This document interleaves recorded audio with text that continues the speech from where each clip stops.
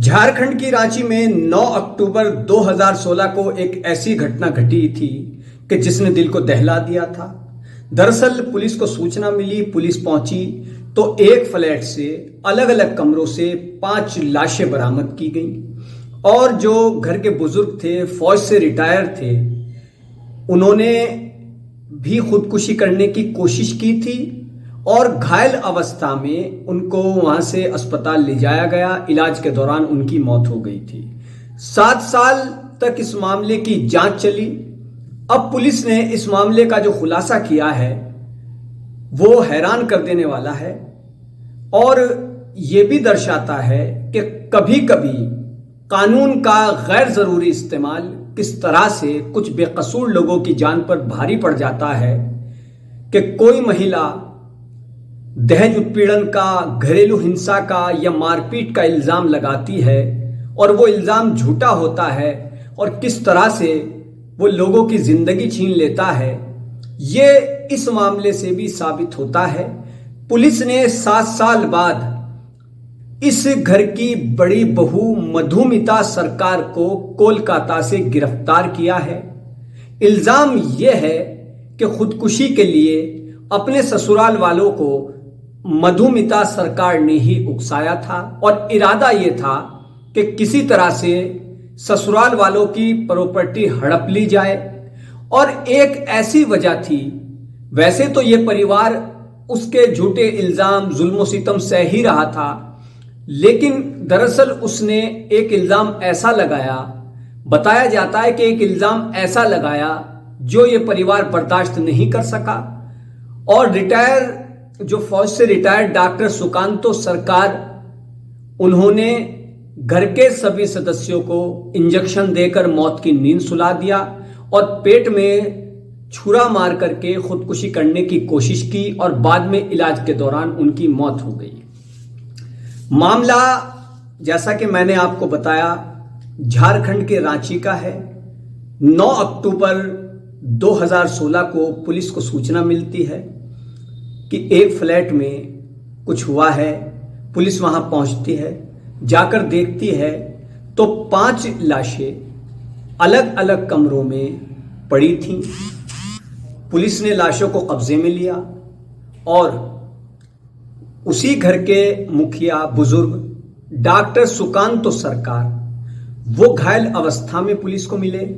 Police ने फौरन उनको अस्पताल में दाखिल कराया, अस्पताल उनको ले जाया गया। कुछ वक्त बाद इलाज के दौरान उनकी मौत हो गई। इस मामले ने सबको झकझोर कर रख दिया। मीडिया की सुर्खी भी ये मामला बहुत बना। अब इस मामले में पुलिस ने 7 साल बाद इस घर की बड़ी बहू आरोपी मधुमिता सरकार को कोलकाता से गिरफ्तार किया है और बकौल पुलिस के ये सबूत मिले हैं कि बड़ी बहू की वजह से ही इस परिवार ने यह सब किया था। दरअसल मधुमिता सरकार डॉक्टर सुकांतो सरकार के बड़े बेटे की बहू।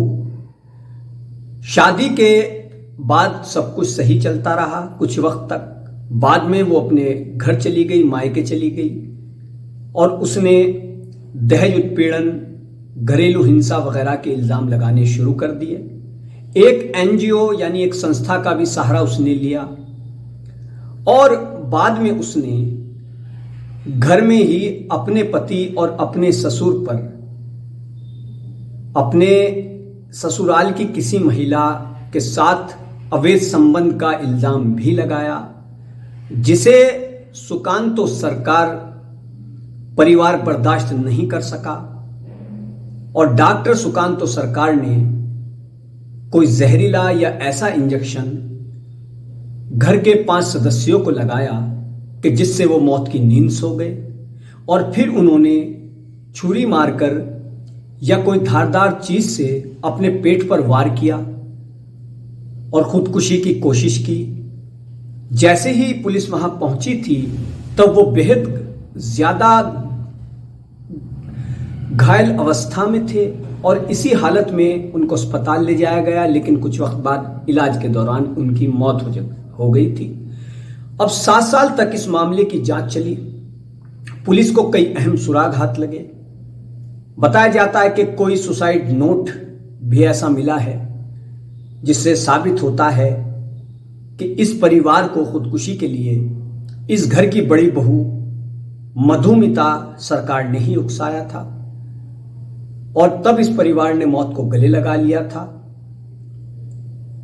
आरोपी मधुमिता, जो कि इस परिवार की बड़ी बहू है, जिसको कल कोलकाता से गिरफ्तार किया गया है, उसने एनजीओ का सहारा लेकर के इस परिवार पर इतना दबाव बना दिया कि यह परिवार मानसिक दबाव में आ गया और फिर इस परिवार के मुखिया बुजुर्ग डॉक्टर सुकांत सरकार ने परिवार के सभी लोगों जो घर में मौजूद थे 5 लोगों को मौत की नींद सुलाया इंजेक्शन देकर और खुद भी आत्महत्या की कोशिश की। बाद में इलाज के दौरान उनकी मौत हो गई।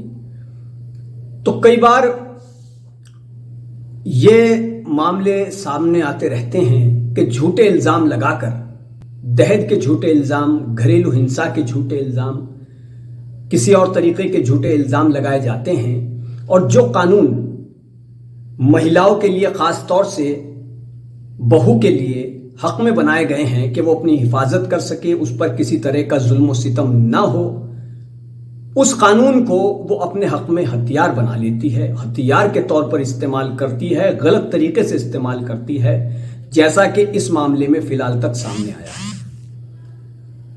अब पुलिस ने इस मामले की 7 साल तक जांच की और उसके बाद जो सबूत जुटे उसकी बुनियाद पर बड़ी बहू मधुमिता की कोलकाता से गिरफ्तारी हुई है। तो यह मामला वाकई दिल को दहला देने वाला था, चौंका देने वाला था।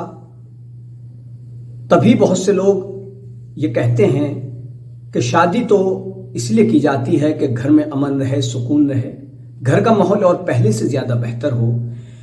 लेकिन बहुत मामले ऐसे सामने आते हैं जिनके बाद जिंदगी नरक के समान हो जाती है, नरक बन जाती है और झूठे इल्जाम का सामना करते करते इंसान कहां तक पहुंच जाता है।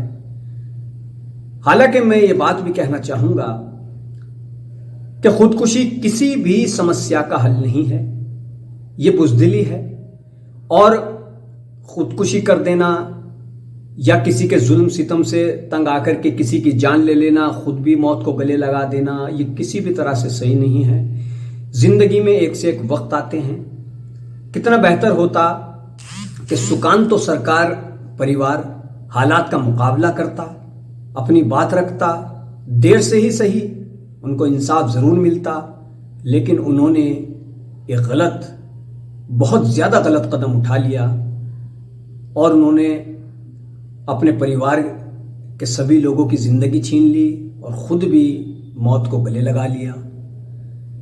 तो कीजिए हमारे चैनल को सब्सक्राइब, वीडियो को शेयर कीजिए, लाइक कीजिए। धन्यवाद।